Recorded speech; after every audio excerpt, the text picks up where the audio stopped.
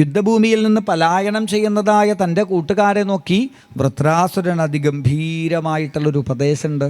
ഹേ വിപ്രജിത്തേ നമുചേ പുലോമൻ മയാനറുവൻ ശംബരമേ ശൃണുത്വം ജാതസ്യ മൃത്യുർധ്രുവ ഏഷ.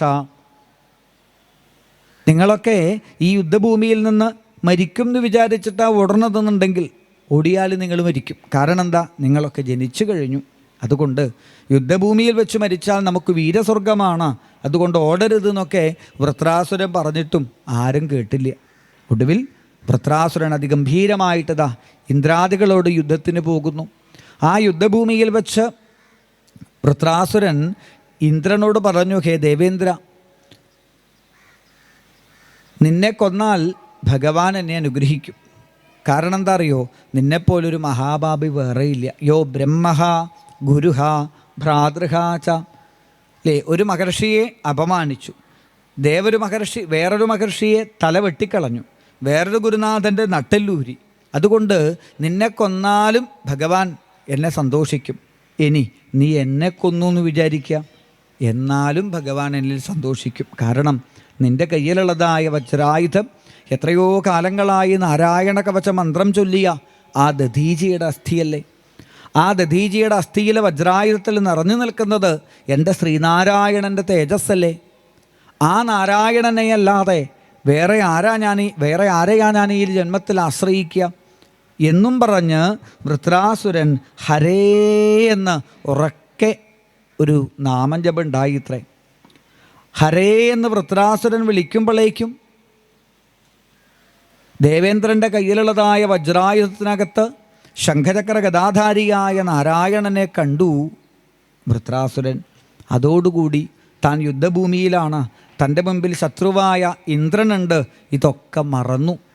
യുദ്ധഭൂമിയിലേക്ക് ചാടിയിറങ്ങിയതായ വൃത്രാസുരൻ ആയുധങ്ങളെല്ലാം വലിച്ചെറിഞ്ഞ് മുട്ടുകുത്തി കണ്ണുനീരോടുകൂടിയിട്ട് അവിടുന്ന് ഒരു പ്രാർത്ഥനയുണ്ടായി. ഹരേ തവ പാദാനുമൂലദാസാനുദാസോ ഭവിതാസ്മി ഭൂയ. ഭഗവാനെ, അങ്ങയുടെ പാദദാസനാകാൻ അത്രയൊന്നും യോഗ്യത എനിക്കില്ല. പക്ഷേ ആ ദാസപരമ്പരയിൽ അവസാന കണ്ണിയായിട്ടെങ്കിലും എന്നെ അവിടുന്ന് ചേർക്കണം. ഈ ഇന്ദ്രൻ കരുതുന്നത് പോലെ ദേവലോക അധിപത്യമോ രസാധിപത്യമോ ചക്രവർത്തി പദവിയോ ഒന്നും എൻ്റെ മനസ്സിൽ ഞാൻ ആഗ്രഹിച്ചിട്ടില്ല. പിന്നെ എന്താ ആഗ്രഹം? അങ്ങനെ ഒരാഗ്രഹവും ഇല്ലാണ്ടുണ്ടോ? അല്ല, ആഗ്രഹമൊക്കെ ഉണ്ട്. എന്താ ആഗ്രഹം? മനോ അരവിന്ദാക്ഷ ദിദൃക്ഷതേ ത്വാം. ഒരൊറ്റ ആഗ്രഹമേ ഉള്ളൂ. അരവിന്ദാക്ഷനായ താമരക്കണ്ണനായ അങ്ങയെ ഒരു നോക്ക് കാണാൻ സാധിക്കുക. അതിനെന്താ ഉള്ളത്? എൻ്റെ അടുത്തേക്ക് വന്നാൽ പോരെ വൃത്രാസുര എന്നാണെങ്കിൽ പറന്നുയരാൻ പറ്റണ്ടേ? പരമഹംസന്മാർ ചിറകടിച്ച് പറന്നുയരുന്നത് പോലെയൊന്നും പറന്നുയരാൻ അടിയന് സാധിക്കണില്ല. അജാതപക്ഷ ഇവ മാതരം ഖഗാ.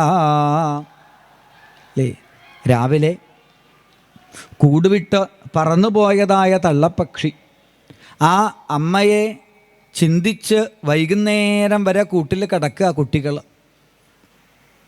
സന്ധ്യയായി മറ്റു പക്ഷികളൊക്കെ കൂടുകളിലേക്ക് തിരിച്ചെത്തി അമ്മയെ കാണാനില്ലല്ലോ എന്ന് വേവലാതി പിടിച്ച് ഈ കുട്ടികൾ പുറത്തേക്കങ്ങനെ തലയിട്ട് നോക്കിക്കൊണ്ടിരിക്കുക.